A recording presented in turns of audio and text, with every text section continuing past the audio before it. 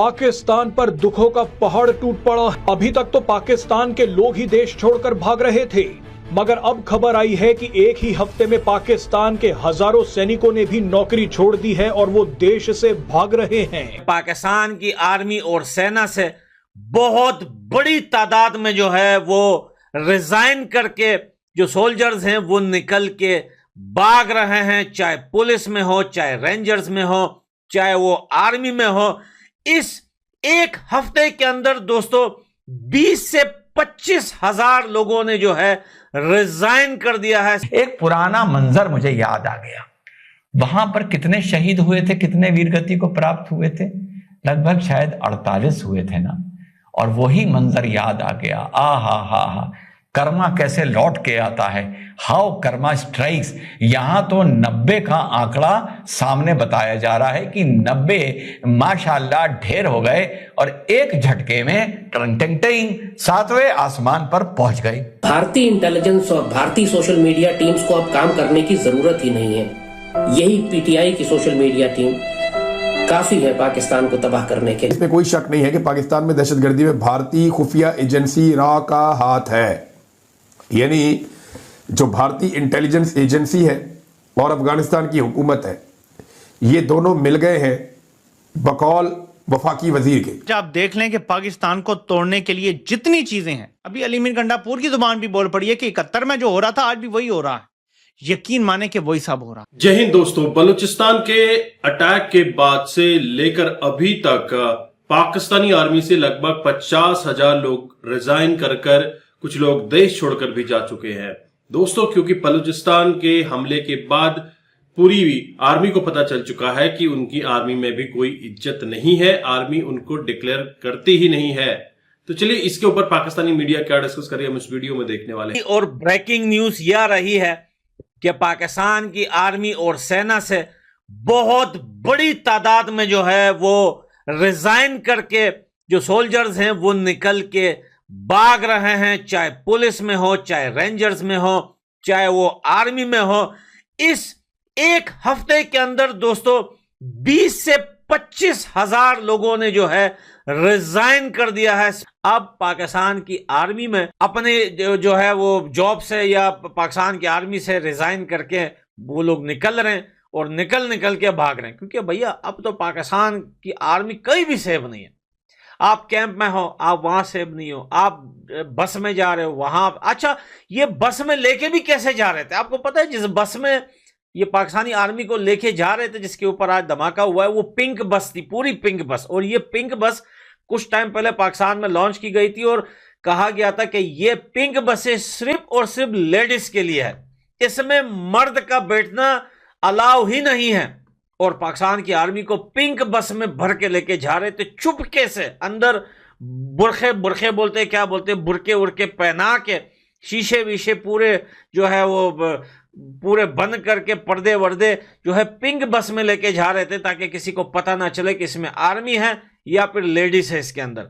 लेकिन भैया फिर भी उसके ऊपर धमाका हो जाता है। मुझे नहीं पता कि ये आखिर हो क्या रहा है। अब ऐसी हालत में तो पाकिस्तान के फौजी तो भागेंगे, वो रुकेंगे थोड़ी और पाकिस्तान की आर्मी के साथ कि ना उनके घर सेफ हैं, ना वो कहीं पे। कि ये हो क्या रहा है समझ नहीं आ रहा। बैक टू बैक हो रहा है और सिलसिला रुकने का नाम नहीं ले रहा है। बलूचिस्तान में कौन कौन लड़ रहे हैं? Baloch Liberation Army, Baloch Liberation Front, Lashkar Balochistan, Baloch Liberation United Front, Baloch Nationalist Army, Baloch Republican Army, United Baloch Army. अभी कहता हूं बलूचिस्तान को आजाद कर दो। ये सारे आपस में एक दूसरे की मार मार के इसको लिबिया, इराक या सीरिया ना बना दे तो मेरा नाम नहीं रिजवान अहमद। हाँ, ये जब तक ये आपस में मित्र हैं, जब तक ये दूसरी गंदगी यानी नापाक के खिलाफ ये लड़ रहे हैं। एक पुराना मंजर मुझे याद आ गया।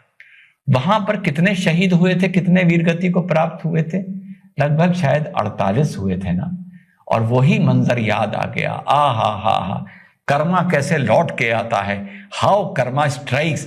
यहां तो 90 का आंकड़ा सामने बताया जा रहा है कि 90 माशाल्लाह ढेर हो गए और एक झटके में टंग सातवें आसमान पर पहुंच गए। या अल्लाह, ये ईद आते आते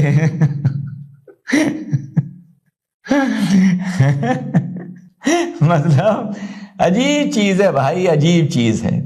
और जो लोग कहते हैं तेरा मेरा रिश्ता क्या, ला इलाहा इल्लल्लाह, ये पूरी उम्मत है और ये पूरी उम्मत है। चीनो अरब हमारा, हिंदुस्तान हमारा, मुस्लिम हैं हम, वतन है ये सारा जहां हमारा। ठीक, वो लोग अब इस रमजान मुबारक पे कह देंगे कि तुझे क्या मतलब, या उन लोगों से हमें क्या मतलब। बड़ी शर्म की बात है, बड़ी शर्म की बात। आज आप देख लें कि पाकिस्तान को तोड़ने के लिए जितनी चीजें हैं, अभी अली मीर गंडापुर की जुबान भी बोल पड़ी है कि 71 में जो हो रहा था आज भी वही हो रहा है। यकीन माने कि वही सब हो रहा है। ये कैसे हो सकता है कि आप करें वही सब कुछ लेकिन रिजल्ट कुछ और निकले? ये नामुमकिन है। इतनी नफरत है बलूचिस्तान की अवाम में कि आप जिस तरह हम बांग्लादेश के लोगों को कहते थे ना कि वो नफरत करते हैं फौज से, यानी मैं मिला एक दूसरे मुल्क में एक बांग्लादेशी से, यकीन माने कि इतनी नफरत है उनके दिल में पाकिस्तानी फौज के लिए कि आप तसव्वुर नहीं कर सकते। जिनके माँ बाप अफेक्टेड हुए थे, जिनके नानी नाना दादी दादा में से कोई अफेक्टेड हुआ था फैमिली में, तो वो इतनी नफरत करते हैं फौज से कि आप तसव्वुर नहीं कर सकते। ये हाल बलूचिस्तान में हो चुका है। अच्छा, राणा सनाउल्लाह साहब एक और बात भी कह रहे हैं कि इसमें कोई शक नहीं है कि पाकिस्तान में दहशतगर्दी में भारतीय खुफिया एजेंसी रा का हाथ है। यानी जो भारतीय इंटेलिजेंस एजेंसी है और अफगानिस्तान की हुकूमत है, ये दोनों मिल गए हैं बकौल वफाकी वजीर के। बार बार यही बातें जो हैं वो DGISPR भी कहते हैं, बाकी लोग भी यही बातें कहते हैं। वजारत खारजा और वजारत दाखिला के स्टेटमेंट आप देखें तो वो भी यही कहते हैं कि इंडिया की जो खुफिया एजेंसी रा है वो अफगानिस्तान की हुकूमत के साथ मिल गई है और वो BLA को सपोर्ट कर रहे हैं, जिसके नतीजे में पाकिस्तान में दहशतगर्दी हो रही है। और साथ में वो बताते हैं जी कि ये TTP को भी सपोर्ट कर रहे हैं।